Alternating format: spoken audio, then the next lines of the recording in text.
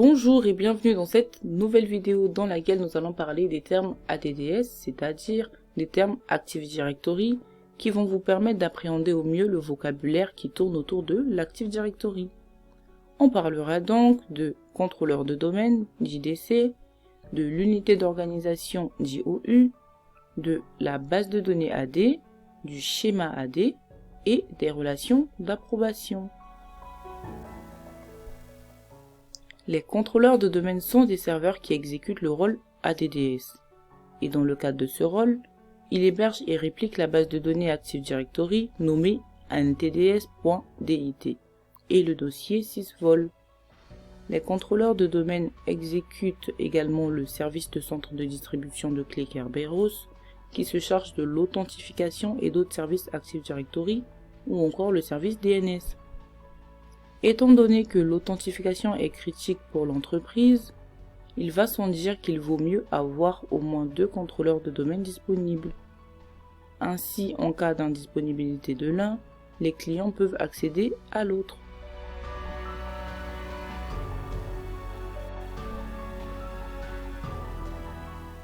Les unités d'organisation fournissent non seulement un conteneur pour les objets, mais aussi une étendue permettant de gérer les objets. En effet, les unités d'organisation peuvent être liées à des objets appelés stratégie de groupe, GPO, plus communément appelé GPO, qui signifie Group Policy Object, et ces GPO peuvent contenir des paramètres de configuration qui seront ensuite automatiquement appliqués par les utilisateurs ou les ordinateurs dans une unité d'organisation. Nous pouvons également déléguer la gestion du contenu ou même l'arborescence des OU. Par contre, pas plus de 6 niveaux de OU sont recommandés.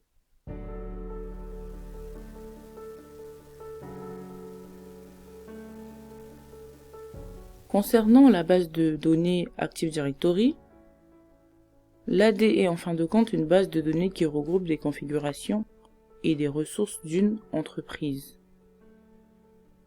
Les services prennent en charge cette base de données et utilisent des informations qu'elles contiennent pour fournir les identités et les accès de l'entreprise. Et dans la terminologie des bases de données, chaque enregistrement d'une base de données Active Directory est un objet AD, tel qu'un utilisateur, un groupe ou un ordinateur. Chaque champ est un attribut, également appelé propriété d'un objet. Les attributs comprennent le nom, le mot de passe, la description, l'appartenance ou l'identificateur de sécurité de l'objet. Et l'ADDS stocke leur identité dans l'annuaire, une banque de données hébergée sur des contrôleurs de domaine. Et l'annuaire est un fichier unique nommé ntds.dit qui se situe par défaut dans le dossier système root ntds sur un contrôleur de domaine. La base de données est divisée en plusieurs parties. La partition de configuration contient des informations sur les domaines, les services et la topologie.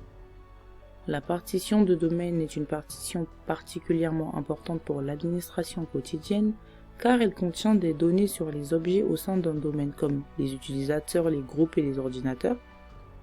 Et lorsque vous apportez des modifications Active Directory à l'aide du composant logiciel onfichable, vous modifiez le contenu du contexte de dénomination de domaine.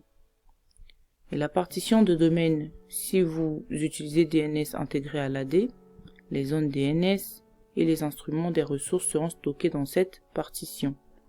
La dernière partition, le jeu d'attributs partiels, c'est une partition qui est utilisée par le catalogue global. Active Directory stocke également des informations dans une structure de dossier appelée sysvol. Par défaut, ce dossier se situe dans le dossier système root sur ces 2 points Windows. Sysvol contient des éléments, notamment des scripts d'ouverture de session, des fichiers associés à des objets de stratégie de groupe appelés GPO.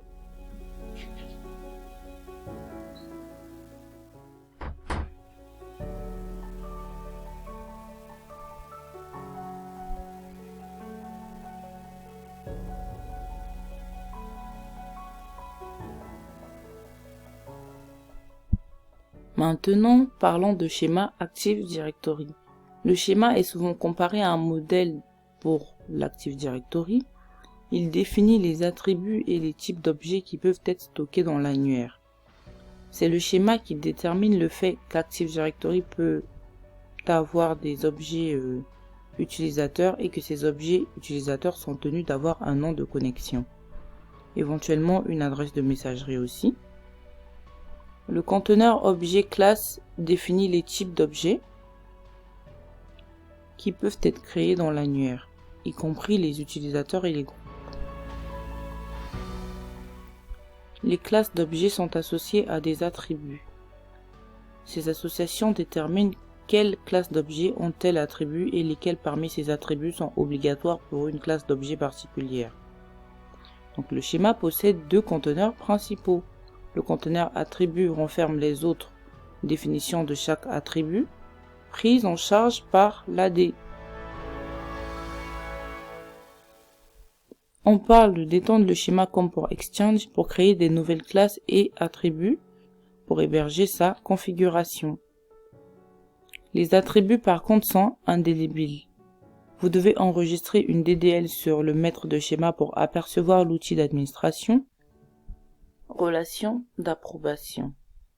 Un domaine peut authentifier des utilisateurs d'un autre domaine et leur permettre d'accéder à ses ressources.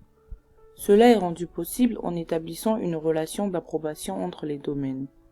Dans une relation d'approbation, le domaine d'approbation étend son domaine d'approbation pour approuver le magasin d'identité et les services d'authentification du domaine approuvé.